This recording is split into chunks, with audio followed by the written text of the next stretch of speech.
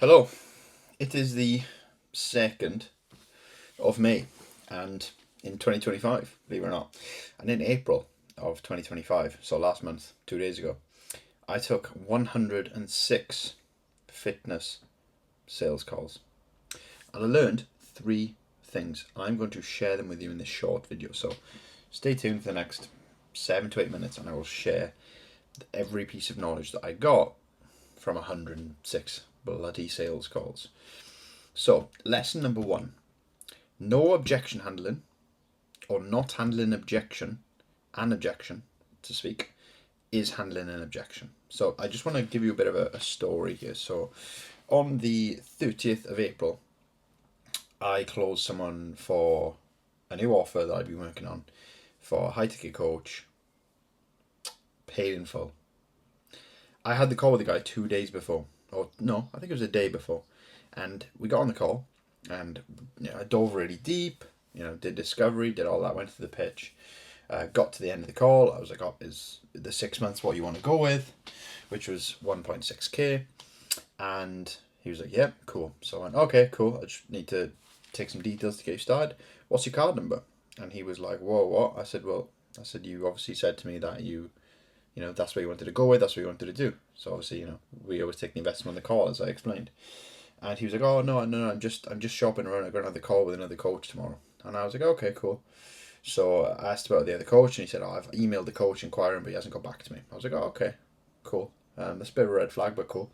And I said to him, "Look, I'm not going to try and handle your objection." The guy was in sales himself, so he understood the game. And I said to him, "Look, I'm not gonna handle your objection. I'm just gonna make you aware that this slot is open for 48 hours. X coach is one in, one out, and that's that. I'm not gonna try to handle your objection or get a deposit. If you want the space, it's there for 48 hours only, and if you don't get back to us, unfortunately, we can't hold that open for you." So we left her at that. 24 hours later, check my email. It's an email from the same guy, ready to go. "I want to do this. Send me the link to get started." Link sent, payment link sent, closed. 1.6k, paid in full. Okay. Now the lesson there: no objection handling is handling objections. Okay, and it all comes from authority. Now I can't do this as much on my end because I'm a closer for other people. But if you're watching this and you're a business owner and you own your own business and you're closing for your own business, you can take advantage of this really, really well. So you have authority because you run your own business. Okay, you're the person who runs the business. You're the coach. You're the person who's in charge. You can uphold your authority on a sales call and sometimes not handle an objection, which can handle an objection. So an example, right? Let's just say, for instance, someone wants to speak to their partner.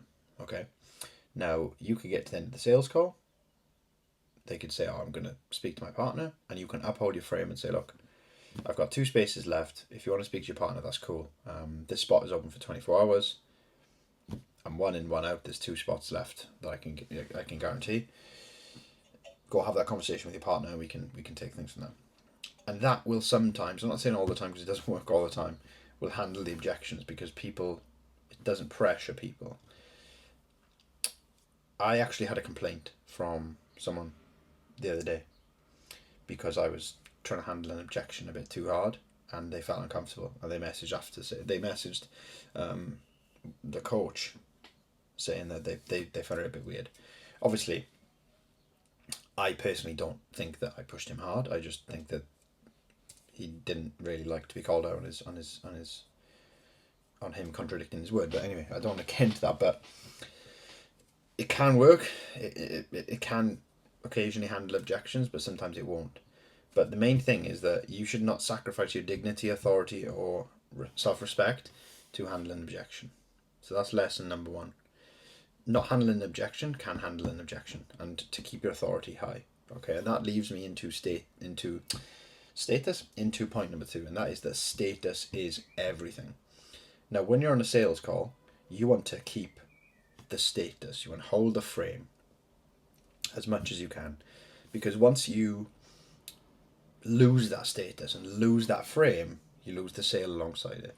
Now, what do I mean by lose status and lose frame? So, whenever you have a conversation with someone, someone is always leading, someone is always following. The person who asks the question controls the conversation. So, if you're asking questions and if you're the one who is leading the conversations, you are in control. The person answering the questions is in your frame because you are dictating the conversation. Okay, you dictate what questions they answer. If you think about a police interrogation, right, like in films, if you watch the Hitman film, there's a scene where Agent 47 is in the police precinct and the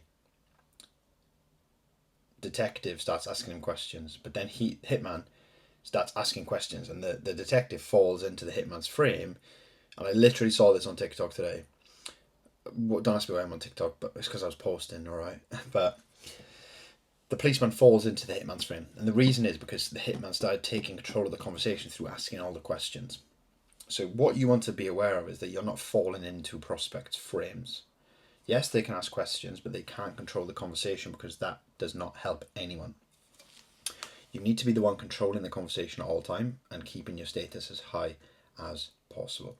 And to be fair, another mistake that I think I made last month after reviewing quite a few of my calls, is that I was just a bit too friendly.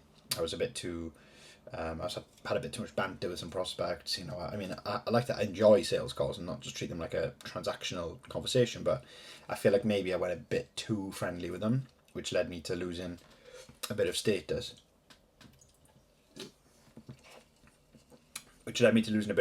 And maybe a couple of sales. So that's something that I learned last month.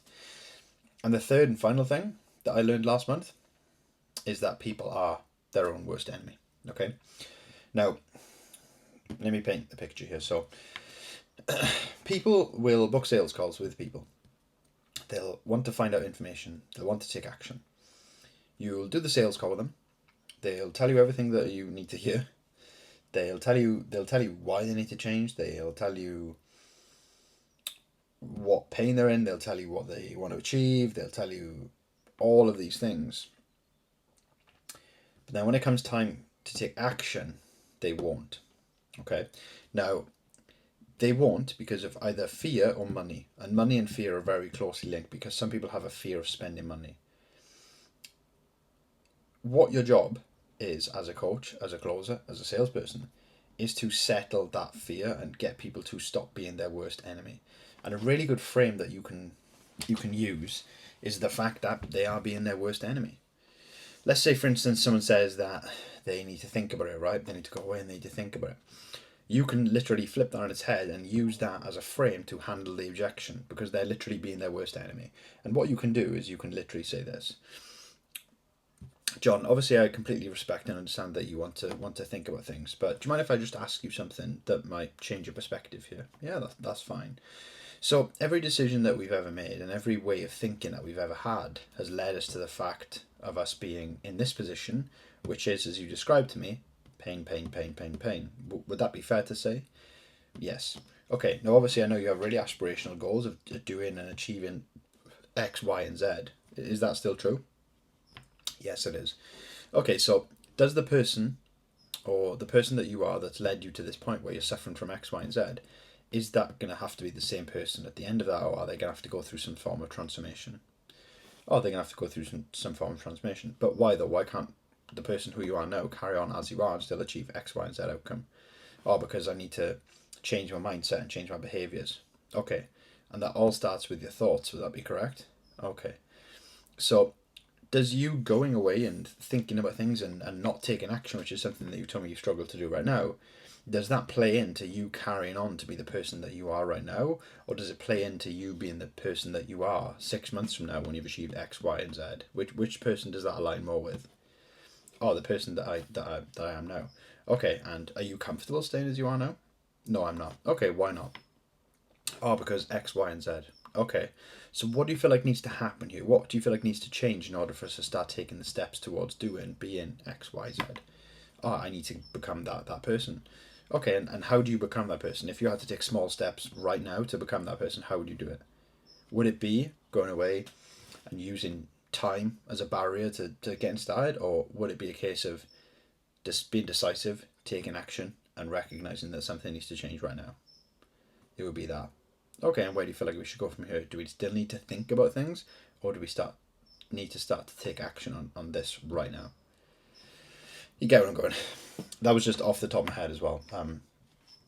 But what I'm trying to say here is that people are their own worst enemy. And in sales, you need to have the ability to help people see that and help them change from being their own worst enemy. So that was that. That was the 3 lessons I've learned from taking 106 fitness sales calls in the last 30 days. Hope you enjoyed. Hope you took some value. Goodbye.